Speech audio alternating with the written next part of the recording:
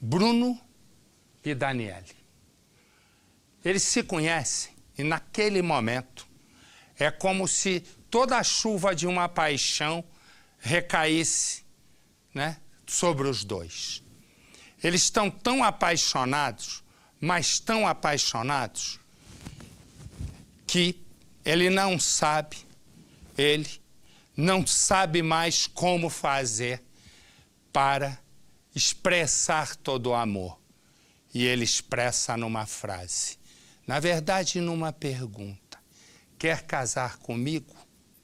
Resumo, aí ela topa. E ele faz tudo direito. Compra aliança, foi na casa dos futuros sogros, pede a mão da moça em casamento, e aí ele também tem mais uma notícia de felicidade. Ele conseguiu um novo emprego. Ele convida a noiva para ir ao shopping, comprar roupas novas, porque ele quer, né, chegar bonito no primeiro dia do emprego novo. Quando eles estão voltando para casa, eles são abordados por um ladrão. Ela não faz nada e ele muito menos. Muito menos. A questão é que hoje no Brasil o crime já decretou a pena de morte. E foi exatamente isso que o criminoso decidiu decretar. Sem nenhuma razão, nenhuma, ele vai e acaba matando o rapaz. Põe no Cidade. Eles contavam os dias para o casamento. Estavam noivos, já tinham onde morar. Tudo dava certo. Até que a história do jovem casal, Bruno e Daniele, foi interrompida por um assassino misterioso. É muita saudade. Na verdade, eu não aceitei até hoje que tiraram meu filho de mim. Não aceitei. Pode passar 10, 15, 20, 30 anos, mas é uma dor que fica. A mãe do Bruno demorou para falar sobre o caso. Faltavam forças para ela. Aconteceu em Perus, zona norte de São Paulo. Eles passavam por essa rua residencial. Caminhavam de volta para casa. Foi no fim de semana, 3 dias antes do Bruno assumir o novo emprego que conseguiu numa empresa de peças para celular. Era o que faltava para ele seguir com os preparativos do casamento marcado para novembro daquele ano. Em março, ele foi morto. Ele ia se casar 5 meses depois. Eu estava tudo preparado. Estava feliz? Estava muito feliz. Bruno tinha 20 anos. Sempre sonhou em ser policial, mas ainda não tinha decidido ingressar na carreira. O caçula da casa estava apaixonado por Daniele. Queria sempre estar por perto. Com quase 2 metros de altura, Bruno dava muita segurança para a menina. Porte que pode ter impressionado o bandido também. Ela acabou sendo a principal testemunha do crime. Escutou o barulho do tiro, né? Aí quer dizer, aí todo mundo saiu pra fora, né? Quando saiu pra fora, ninguém viu mais ninguém, só o cara deitado. Era perto da meia-noite. O casal se aproximava da casa da Daniele, quando de repente foram surpreendidos por um assaltante que apareceu por trás deles. Não se sabe de onde surgiu. Esse bandido deu a volta no casal e ficou frente a frente com eles, com Bruno e com a Daniele. Com uma arma na mão, pediu todas as coisas: bolsa dela, celulares e as compras que carregavam. A noiva diz que entregaram tudo imediatamente, sem qualquer tipo de reação. Ainda assim, esse assaltante, segundo a testemunha, bem aqui nesse ponto, ao lado desse muro, fez um disparo a queima-roupa, que atingiu o peito do Bruno. Na sequência, o bandido saiu fugindo, desceu correndo por essa rua aqui. Não foi visto mais. Naquela mesma noite, durante as buscas, a polícia encontrou os objetos que tinham sido roubados, todos eles. Os telefones, a bolsa e as compras. A mãe do Bruno desconfia que o bandido desistiu daquele roubo ao ver a foto do Bruno na tela principal do celular dele na rota. O batalhão de elite da Polícia Militar do Estado de São Paulo. A mãe desconfia que talvez esse ladrão imaginou que ele fosse filho de um policial militar da rota. O lugar onde aconteceu o crime fica muito perto da casa da Daniele, que é subindo por essa rua, a poucos metros de distância. Atrás fica a estação de trem, onde eles desceram naquela noite na volta do shopping, onde foram comemorar o emprego novo do Bruno. A única descrição que se tem desse bandido é a que foi feita pela noiva, que estava ao lado dele e que viu toda essa ação criminosa. Aqui, nos postes, nas casas, não existem câmeras de segurança. Dona Cacilda não estava em São Paulo. Passava o fim de semana no litoral. Foi avisada pela irmã do Bruno que havia acontecido um acidente apenas. Ao chegar no hospital, ela percebeu que não era só isso. Quando a minha filha me abraçou, que eu senti aquele abraço dela apertado, aí ela chegou no meu ouvido bem baixinho, falou assim: mãe, o seu bebê, quando ela falou o seu bebê, que ele era meu bebê, eu já imaginei. Aí ela falou: ele não resistiu. Eu não ouvi mais nada, porque eu desmaiei na hora, tiveram que me socorrer, né? E para mim ali o mundo acabou. Acabou. Na verdade, Bruno morreu na hora do tiro, 10 minutos depois de chegar no bairro da noiva. Foi dessa estação de trem que o casal saiu naquela noite de sábado. Eles conheciam bem essa região, eram acostumados a passar por aqui sempre que voltavam de algum passeio. Naquela noite, o Bruno não retornaria para a casa dele, que fica a 11 quilômetros de distância daqui. Ia passar a noite na casa da noiva, a pedido até da própria sogra. Ela não gostava de saber que o Bruno ficava na rua até mais tarde, muito mais num sábado à noite. Eles voltavam por aqui, tranquilos, naquela noite de sábado, por essa praça. A investigação acredita que eles começaram a ser seguidos assim que saíram dessa área e entraram na rua que fica logo ali naquela curva, que é exatamente a rua da casa da Daniele. Ali esse assassino apareceu, mas a polícia ainda não sabe exatamente de onde. A família acompanha essa investigação desde o início, mas até agora esse assassino não foi identificado. Os parentes não sabem, a noiva não sabe por que e quem atirou no Bruno. Nem retrato falado a noiva conseguiu fazer do homem que escolheu Bruno e Daniele como vítimas. Estava com o rosto encoberto, diz a menina. A vizinhança acredita que ele deve ser morador da região. Daniele também foi ao IML ajudar na liberação do corpo. No cemitério, uma despedida com forte sentimento de revolta. Da noiva, dos amigos, da mãe. O fim de uma história de amor. Foi assim que acabou a trajetória deles, né? Dessa forma como aconteceu. Nem a noiva não tem condição e a polícia não tem absolutamente nenhuma pista. E é exatamente o que eu e você falamos todos os dias. Para cada 100 assassinatos, 100. A polícia do Brasil inteiro só chega a 7, em 100 assassinatos, só em 7 a polícia chega no suposto assassino. E por que eu disse suposto? Por uma razão. Porque nem os 7 que a polícia chega ficam na cadeia os 7. Por quê? Porque a investigação é mal feita e aí, quando chega no juízo, o advogado de defesa quebra. Resumo, com isso, a gente tem um índice ainda menor de punição por os assassinatos. E se você quiser... Meu filho, está atrapalhando demais.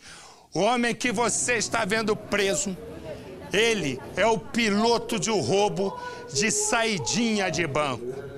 Ele pilota a moto no assalto. O que aconteceu?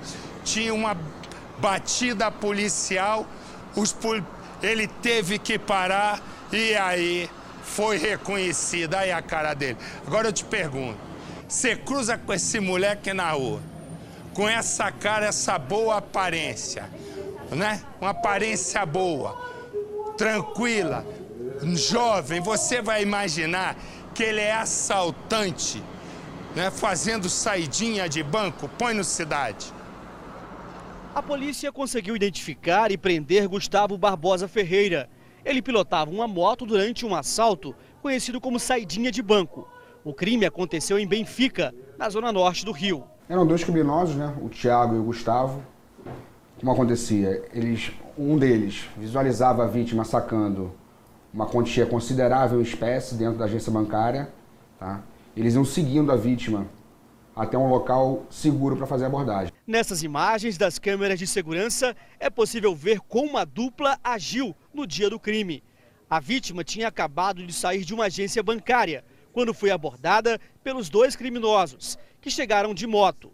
O comparsa Thiago Venâncio estava no carona. Ele desce da moto e pratica o assalto. Ele foi preso em flagrante dias após o roubo, quando foi parado em uma blitz da PM. Esse homem, que preferiu não mostrar o rosto, trabalha próximo ao local do crime e presenciou toda a ação dos criminosos. Ele conta que os assaltos são constantes na região. Tem acontecido muito, sim, saidinha de banco. Medo, né? Sensação de medo, devido à situação que colégios aqui próximo, crianças transitando aqui na calçada, sensação de medo mesmo. E eu vou direto ao nosso Rio de Janeiro com o nosso Hernani Leva Bala, que o nosso Hernani tem mais informações sobre o caso. Diga lá, Hernani, boa noite, meu irmão.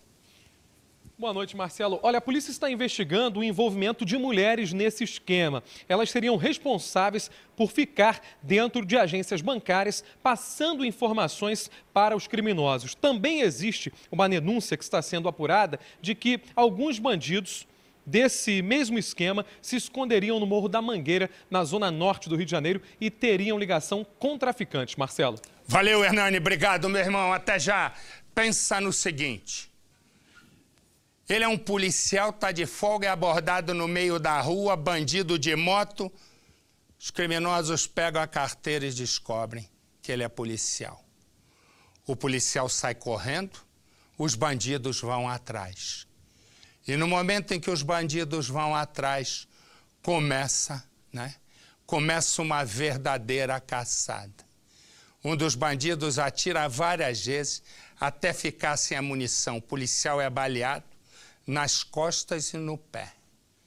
Os criminosos levam o relógio, os óculos, o dinheiro, mas a perseguição, que foi aqui em Santo André, no ABC Paulista, a perseguição que foi grande dos bandidos, não levou a vida do policial. Também há uma perseguição em relação a uma mulher. É um tipo de assalto e sempre no mesmo lugar. Eles esperam, vem uma mulher de carro, eles se jogam em cima do carro. No que eles se jogam em cima do carro, a pessoa se assusta, principalmente, pum, e para. Um bandido fica na esquina e escolhe a vítima. O outro se joga na frente do carro. Na hora que a motorista freia, vem um terceiro para abrir a porta. E eles vão... Tem a imagem do roubo? Se tiver, eu mostro. Repara, eles fazem, olha lá na esquina fica um, dá o sinal, o outro já vai se jogar lá. Já se jogou, já chegaram os três e eles vão roubar. Repara. Põe no Cidade.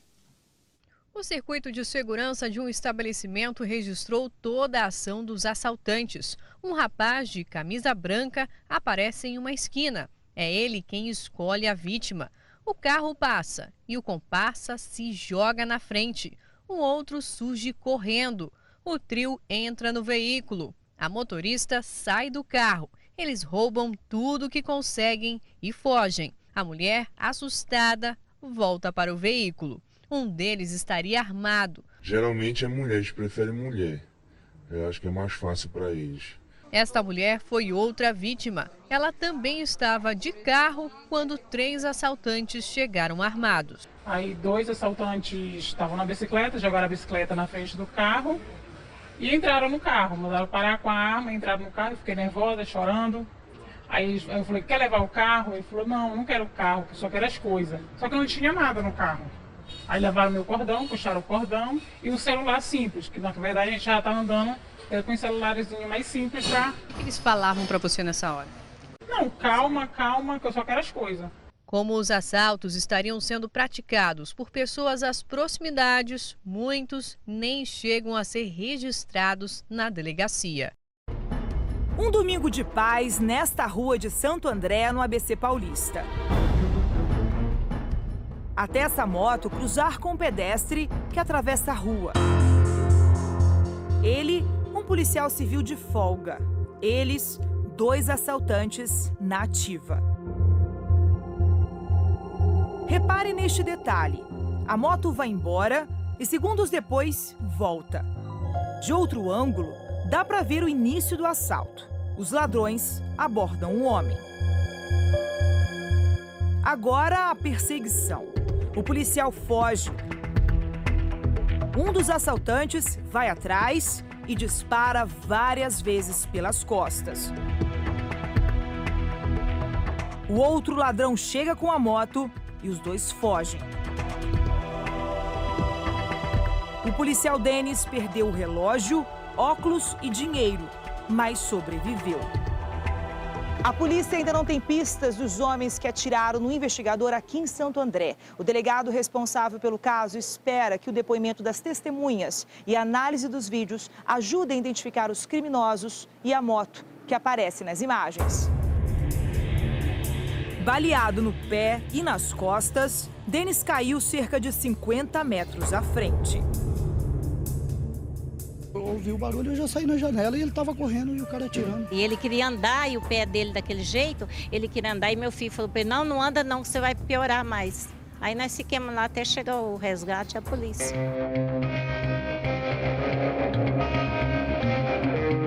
Os moradores do bairro ficaram assustados com os tiros e presenciaram a abordagem. Segundo um deles, não houve reação ao assalto. E os criminosos decidiram atirar porque descobriram que a vítima era policial. Aí na hora que eu cheguei ali na esquina... Este homem que pediu para não ser identificado testemunhou o crime. Ele confirma. Os ladrões descobriram que a vítima era policial quando pegaram a carteira. E aí, não perdoaram. Na hora que o rapaz tirou a carteira dos shorts e deu para ele foi abrir. No que ele foi abrir, o rapaz moreno empurrou, jogou longe a carteira. Mas parece que a carteira abriu na inicial de policial. Foi onde que o rapaz gritou, você é polícia, vai morrer. Aí saíram os 2 correndo dali para cá e ele atirando atrás do rapaz. Ele acertou o primeiro tiro aqui, na frente da casa da minha vizinha, e o terceiro foi no pé. E aí ele foi em cima, mas aí não tinha mais bala, não. Aí o outro manobrou aqui na frente e pegou ele e foi embora. Foi sorte mesmo. Se os ladrões tivessem mais munição, Denis estaria morto. Essa imagem é reveladora. Denis é encurralado atrás dessa parede e saqueado. Logo depois, passa correndo e o ladrão vai para a moto. É como se o assalto tivesse terminado. Só que neste momento, o ladrão olha para a carteira roubada e descobre a identidade da vítima. Começa a perseguição. Cenas assim se repetem cada vez mais. Outro caso parecido. Wesley se forma como policial militar. Abraça o pai. A gente ficou, acho que, minutos e minutos, assim. Depois eu tornei a abraçar ele novamente. Parecia que eu estava me despedindo dele já, entendeu? Durante 2 anos, Wesley policiou as ruas de São Paulo.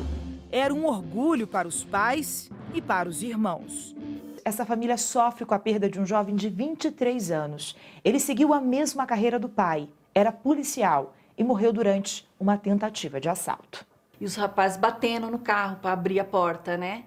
Aí no que ele bateu do lado do passageiro, ele bateu e deu a volta para o lado do motorista. Aí meu marido conseguiu sair do carro. Meu marido saiu correndo e foi para frente do carro e gritou, né, polícia. E eles estavam forçando a porta do lado do meu filho. Como a porta estava destravada, no que eles abriram a porta, o meu filho gritou, polícia. Aí no que meu filho gritou, eles atiraram. Porque você vê todo mundo postando vídeo. O pai explica o que passa na cabeça de um policial numa situação dessas. Ou você reage e luta morrendo, ou você morre sem lutar. A família sofre ainda mais porque o pai não queria que Wesley seguisse a carreira de policial militar. Não teve jeito. O jovem foi reprovado no primeiro teste, mas insistiu até realizar o sonho de vestir a farda. E ele sempre foi apaixonado pela polícia. Tudo para ele era polícia militar, não tinha mais nada. Ele saía daqui de manhã, ela arrumava a roupa dele, deixava tudo impecável. Ele lustrava a bota. Todo dia que ele chegava, a primeira coisa que ele fazia era lustrar a bota. Ele amava essa polícia de paixão. Eu acho que eu nunca vi uma pessoa gostar tanto como ele gostava. Nunca vi. Ele foi enterrado com a farda dele. Eu falei, vai levar a farda dele. Bom, mas deixa eu dizer uma coisa. Só um instantinho. Troca aqui atrás, por favor, que eu quero mudar um pouco de assunto. Eu fico pensando assim.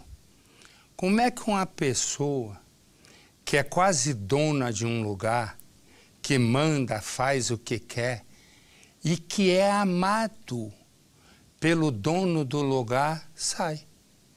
Eu fico pensando, eu, por exemplo, tenho um cara que eu não conheço nessa profissão, e apesar de eu admirar, mas eu acho que ele é um clone, já nem existe mais, que é o Silvio Santos. Ele adora o César Filho, adora o Cezinha, adora.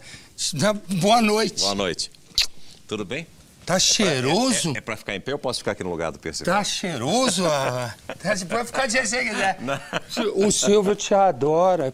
E você largou ele? Eu não larguei ninguém. Largou? Muito pelo contrário, nós tivemos uma proposta muito boa aqui da Record. Você gosta mais do Silvio ou do atual? Eu gosto dos dois. Não, responde daqui a pouco. Eu gosto dos dois, Marcelo. Responde. Me dá